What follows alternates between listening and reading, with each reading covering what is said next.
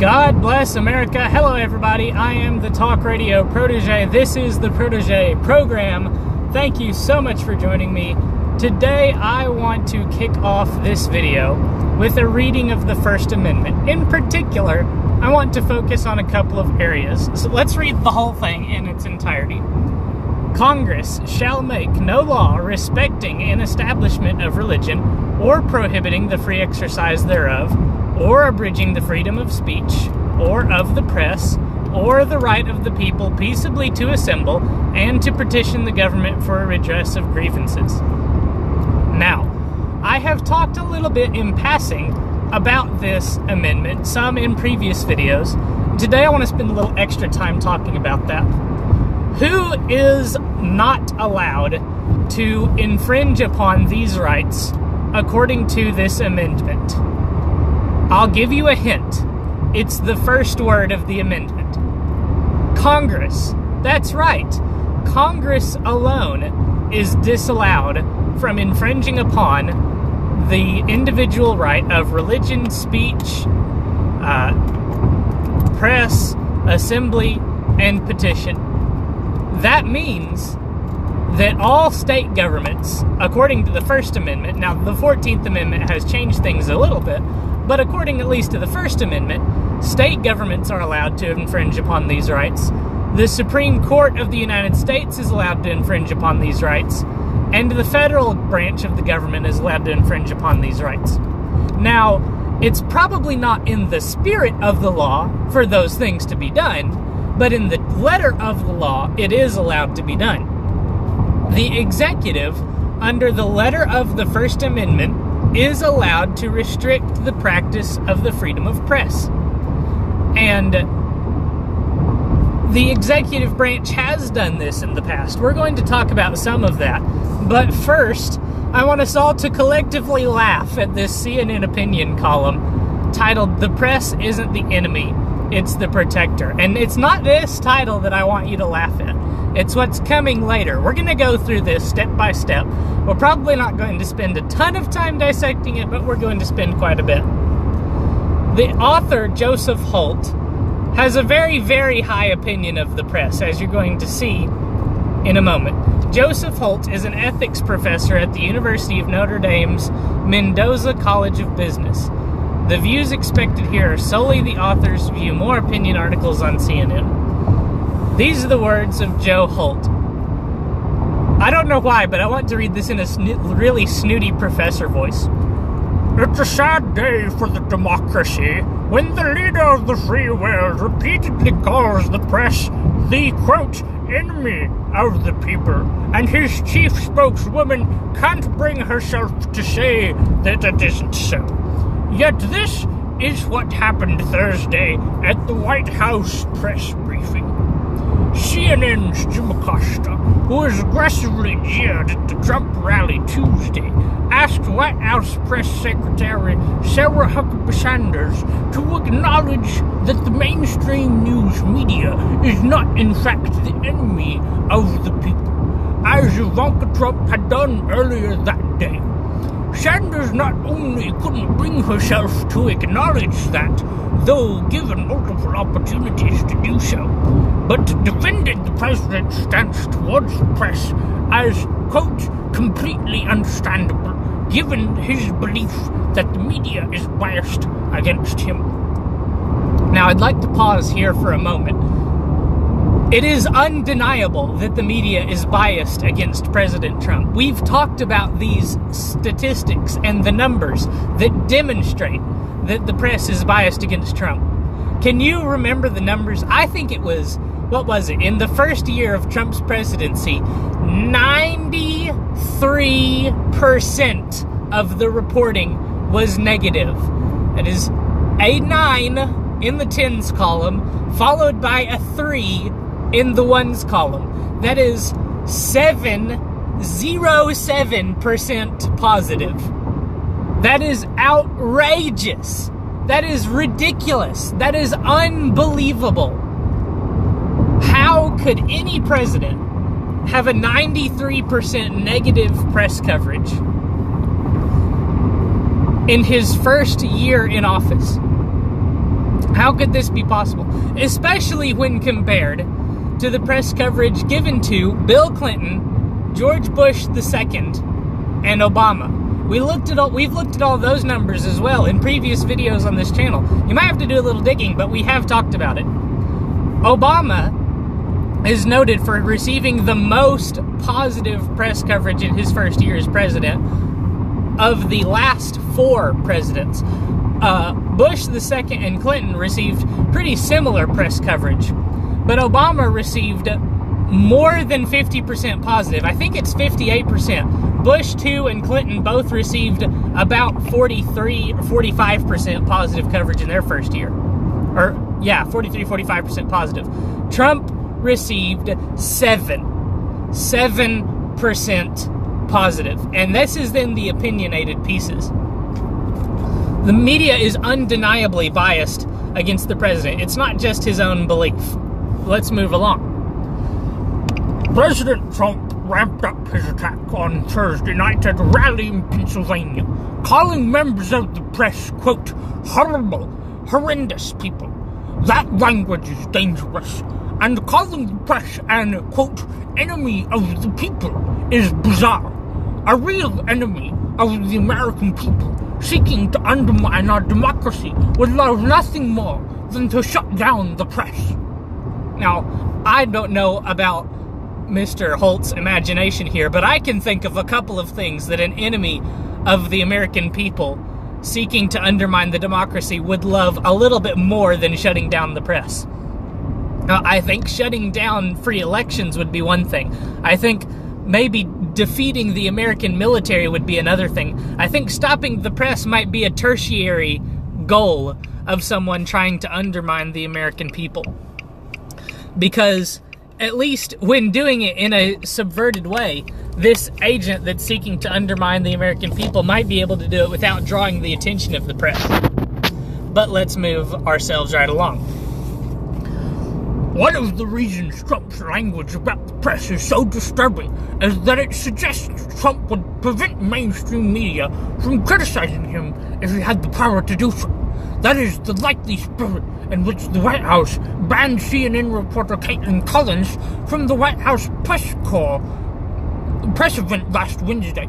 Collins, who, like Acosta and other members of the White House press corps, conducts herself with a high level of professionalism, was told she was banned from asking the, quote, inappropriate questions that any good reporter in her position would have asked, but that the president evidently did not want to hear. Now let's talk for a moment about Miss Collins. Miss Collins was kicked out of a White House press event last Wednesday for asking questions during a no questions please session of a previous White House press event. You know, occasionally the president likes to take to a microphone and he wants this event to be covered and he wants to say some things, and then he has a very busy schedule, so he wants to get on with his day and he doesn't want to spend an hour and a half answering questions from reporters. Barack Obama did this on numerous occasions. Barack Obama held plenty of no questions please press conferences. Trump has held few in comparison, I believe would be the case. And Caitlin Collins had the audacity to ask a question in this no questions please press conference. And so she was subsequently removed from the press corps. Now, as a person who thinks that no questions please is a simple request of a person like the president who has a very busy schedule and wonders why can't the press every once in a while just get along with the president on this request. Now, Caitlin Collins does put herself in the same category as Acosta as being a person that shouts her questions incessantly and doesn't stop until she gets an answer, apparently. But we're going to continue to talk about this kind of thing as we get on into this video. Let's keep reading. Thomas Jefferson, writing in 1792, maintained, quote, no government ought to be without censors, and where the press is free, none ever will, end quote. The press stands vigilantly as a bulwark against tyranny and falsehoods that feed it. Truly democratic rulers would not want to live in the country without a vibrantly free press. Only a tyrant or a subject content to live under tyrannical rule would, far from being the enemy of the people, the press at its best acts like a guardian angel that caringly and capably protects us from harm. Now, I have to agree that at its best, and only at its best, the press acts like a guardian angel. A good press will hold an administration accountable for the wrongdoings that it perpetrates against the American people. But a good press will also exalt an administration for the good things that it's done for the American people. And I don't think that 92% negative press coverage is indicative of a good press. I think that's indicative of a press that is trying, that it's going out of its way to paint an administration or a president in the most negative light possible. I mean, you tell me if you think that that's indicative of a good press or not. I just happen to not think so. Let's move along. The press is also made up of human beings, and like all of us, they sometimes make mistakes. A few for the political press that come to mind include Dewey defeats Truman, the Bats to banner headline on the Chicago Daily Tribune front page after President Harry S. Truman defeated Thomas Dewey in 1948. The less than incisive coverage by many in the run-up to the Iraq War, and erroneous predictions of a Trump defeat in 2016. Be that as it may, the role the press has played and will likely continue to play is being a voice for the people under check on indiscriminate power cannot be overstated. Now, I myself read a line like being a voice for the people and think of all of the times that the press seems to be a voice for only one segment of the population. And it's talked of as an expedition to go out and hear the voices of specific people in the population. You might remember immediately after 2016 or the election in 2016 or late in 2017, some reporters wrote pieces about how they went on expeditions into quote-unquote Trump country to interview the people that had voted for Trump in 2016 and see if they were still behind him. Now, these reporters talked about these things as if they had to go on expeditions, as if they had to go out into the boondocks and Hicktown to find the rednecks and the repugnants and the deplorables to talk to them about how they felt about Trump. This is not a people that is regularly giving voice to quote-unquote the people. These are a press that are isolated in their own little bubble, and they think of that as the voice of the people. They're not doing a good job of being the voice of the people when the voice that they present is always the same. Let's move along. The label enemy of the people can be applied to the press only in the iconic sense in which it was applied to the protagonist of Henrik Ibsen's 1882 play of the same title, though that character is courageously trying to help the people of his hometown. In the play, the town has launched a marketing campaign to lure visitors with mineral baths that supposedly have healing powers. The protagonist, Dr. Thomas Checkman, discovers that the baths, in fact, pose a serious threat due to the contamination from upstream pollution. He wants the baths to be closed and the problem addressed. In the interest of time, I'm just going to drop this voice, as hilarious as I think it is, and I'm going to move along in a normal tone, in the interest of time. But the baths were expected to bring economic prosperity to the town, and town leaders and the mob who supports them want to keep the baths open and the money rolling in. The press in the play sides with the powers that be against the truth, providing an example of the harm that arises when the media fails to perform its protector role responsibly. Stockman and his family receive threats, but he sticks to his convictions. In the final act, the windows of their house are smashed. The closing words in Arthur Miller's adaptation of Ibsen's play, which debuted on Broadway in 1950, are, "The strong must learn to be lonely." The role of Stockman in the play is like the role of the mainstream.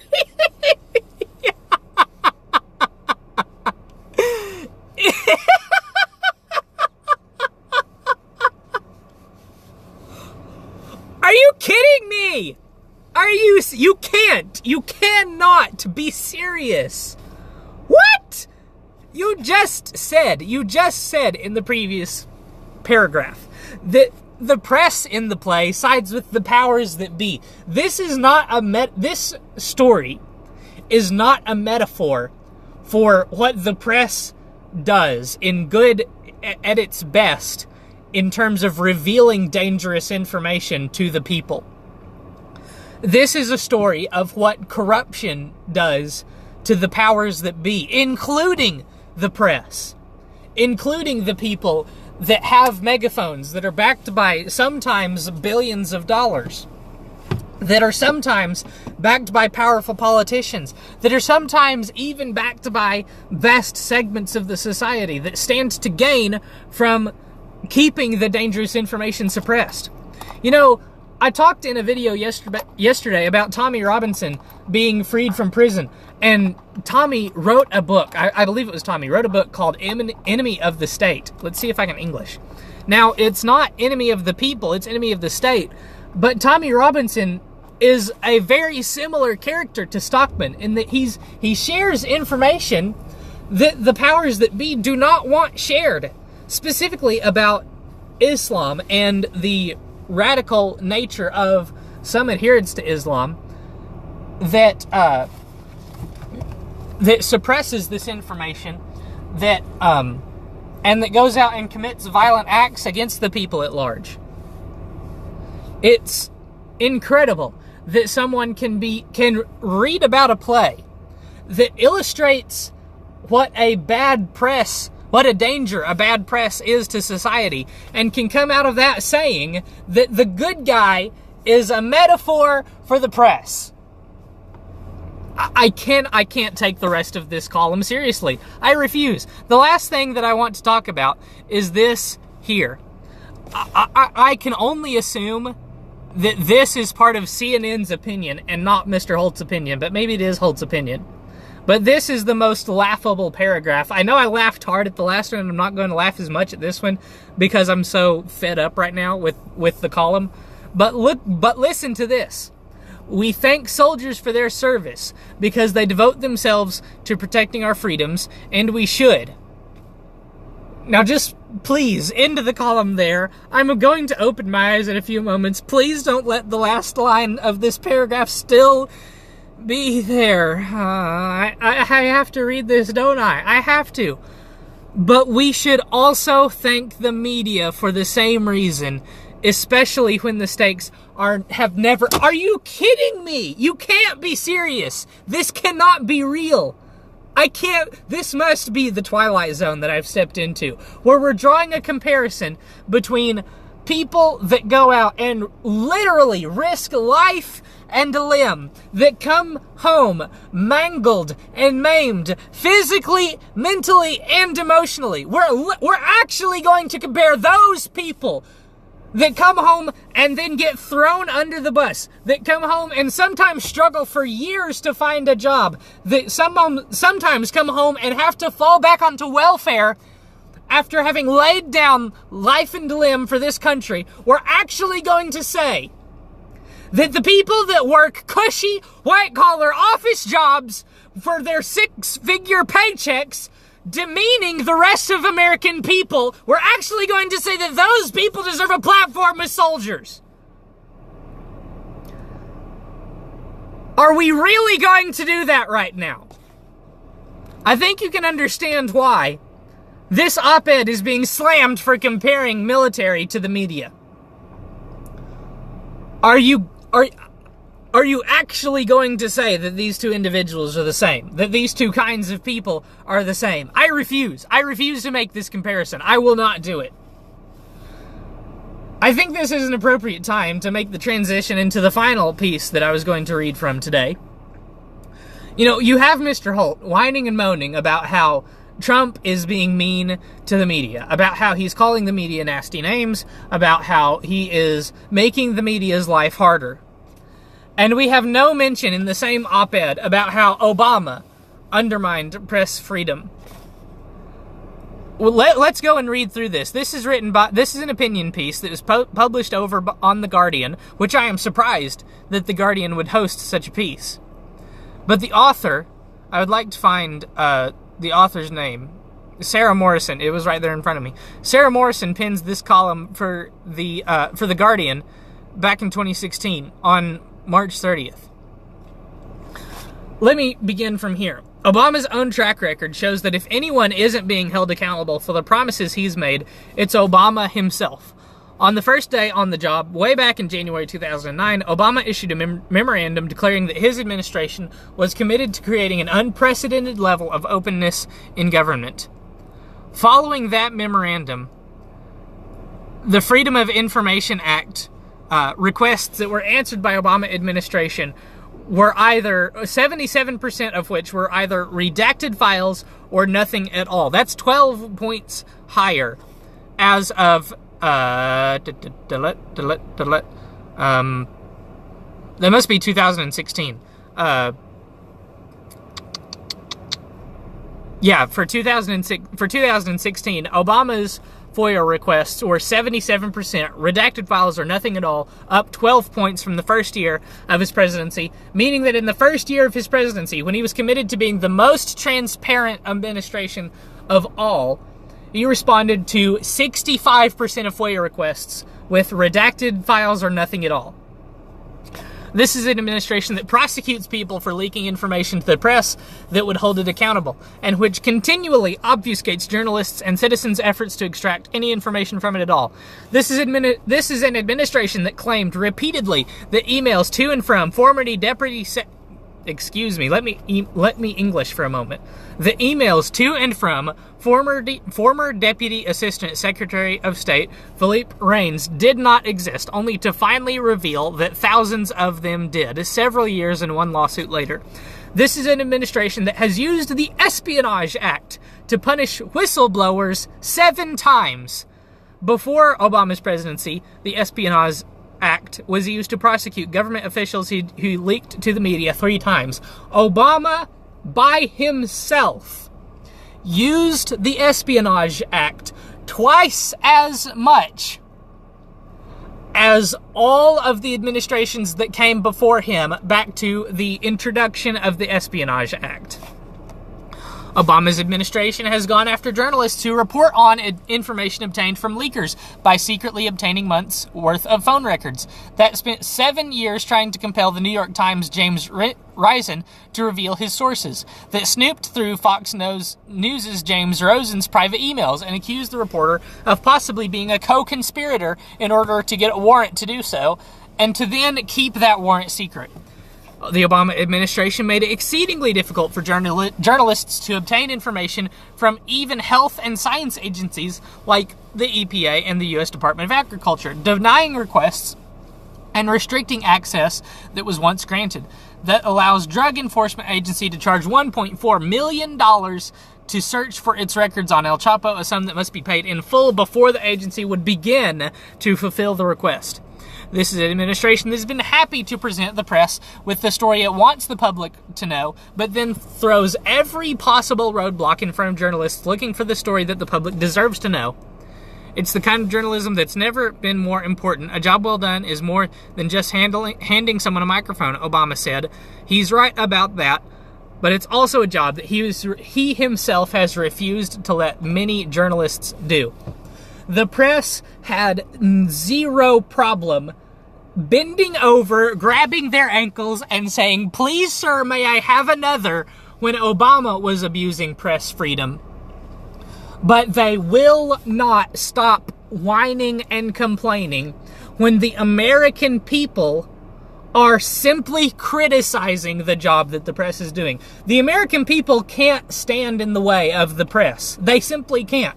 No one person or no significant group of people has the money or the resources to stop the press from digging as deep as they want with as many shovels as they want. And the press can't hack it. They can't take it. They can dish it out all day long, every day of the week. You might remember how the press went to the doorstep of a woman who had participated in one of the alleged Russian troll Facebook accounts and outed her. They effectively doxed her by going to her home and publishing her name and her residency. They also took the time to dig up a fellow who published a meme on Twitter. They dug up his information and then threatened him with doxing if he didn't beg for forgiveness and promise to never publish another pro-Trump meme ever again. That's the media that is whining and complaining and moaning and crying and begging for mercy to the very people that they hate and despise. And I will have none of it. Ladies and gentlemen, the press is the enemy. They are not the protectors of the American people. And Joe Holt is the most ignorant, stupid professor that I have ever had the displeasure of reading from. Thank you guys so much for watching. I hope that you enjoyed this video, nonetheless, of the contents that we have discussed and the tenor with which I ended it. I hope that you'll let me know what your thoughts are down in the comments below. Leave a like if you did enjoy. Hit subscribe and hit the bell for notifications so that you don't miss future videos from this channel. I hope that you'll come back and join me next time. Thanks again so much for watching. Until the next video, good night and God bless.